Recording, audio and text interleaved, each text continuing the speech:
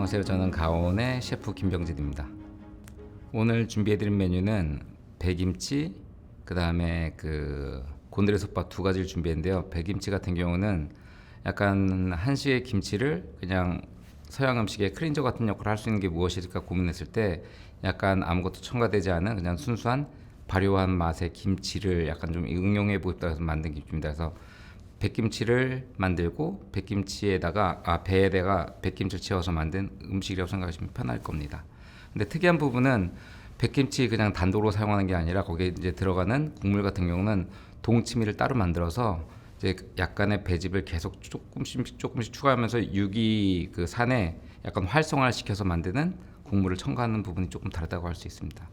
감칠맛을 내기 위해서 뭐 다시마 육수를 쓴다거나 아니면 뭐 설탕이나 그런 거 최대한 자제하고 뭐 양파나 그다음에 뭐 배 같은 걸 써서 감칠맛을 높이는 역할을 조금 합니다. 그리고 대부분 백김치 같은 경우는 우리나라 지역적으로 보게 되면 약간 온도의 편차가 있기 때문에 약간 위쪽 지방에서 많이 사용하는 김치긴 한데 양념이 많이 들어가지 않습니다. 그러니까 밑에 지방으로 내려서 따뜻해지기 때문에 약간 양념이나 뭐 맛들이 조금 자극적이라면 지금 서울을 중심으로 해서 위쪽으로 갈수록 양념이 적어지는 경향이 있습니다. 그래서 그 재료의 순수한 맛을 발효시켜서 낸다고 보시면 조금 편하게 이해가 될 겁니다. 곤드레 같은 경우는 이제 봄에 나오는 나물 중에 하나이긴 한데요. 봄부터 여름까지 나오는데 예전에 한국 같은 경우는 먹을 게 많지 않았었기 때문에 약간의 곡물에다가 나물들을 써서 죽 같은 걸 많이 먹었었는데 정선 쪽에서 그 곤드레가 많이 자랐는데 약간 바람에 흔들리는 모습들이 술 취한 사람이 걸어가는 곤드레 만들이 채에서 걸어가는 그런 거랑 비슷하다고 해서 이름이 그렇게 지어졌고 약간 그 나무를 채취를 해서 약간 그 상태로 먹게 되면은 밥에는 다 풀어질 수 있는 부분이 있어서 삶아서 한번 건조를 하고 다시 물에 불려가지고 양념을 해서 볶아가지고 밥 안에 집어넣고 해서 약간 식감 있게끔 만든 나물밥이라고 생각하시면 편할 겁니다. 특이한 점은 저희는 이제 매일매일 쌀을 도정을 합니다. 그러니까 쌀 같은 경우 도정하고 나면은 이틀 정도가 지나고 나면 약간 향이나 맛에서 약간 조금 최상급에서 약간 떨어지기 시작하기 때문에 저희는 이제 예약 인원수에 맞게끔 매일매일 도정을 하는 부분이 조금은 다르다라고 할 수 있고요. 그 다음에 한 번에 많이 짓는 게 아니라 나갈 수 있는 양만큼씩만 따로 소수해서 바로바로 밥을 짓는 것도 약간 조금 차별화된 점이라고 볼 수 있습니다. 그리고 곤드레 솥밥 같은 경우도 뭐 다시마 육수나 아니면 야채 육수, 채소 같은 걸 해서 밥을 짓고요.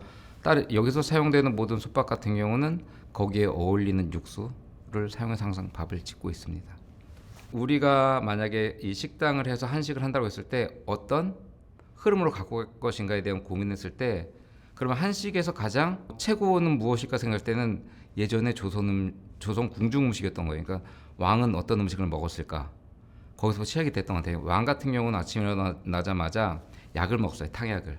그러니까 잠들어 있던 신체를 깨우고 어떤 기혈들을 오픈시켜주는 역할로 해서 모든 영양분이 퍼짐으로써 이제 하루의 시작을 맞이할 수 있게끔 하고 그다음에 항상 수라상만 먹는 게 아니라 뭐 죽상도 먹고 그다음에 뭐 어떤 면상도 먹고 하면서 가장 마지막 밤에 먹는 부분들은 그냥 큰 상으로 봤을 때 항상 밥이 중심이 있었어요. 그러니까 나머지 찬들도 많이 있겠지만 결과적으로는 이 찬은 밥을 먹기 위한 부분이었었는데 이유를 보게 되면 아침과 우리가 자기 전까지 에너지 흐름이랑 거의 비슷하다고 생각을 했었어요.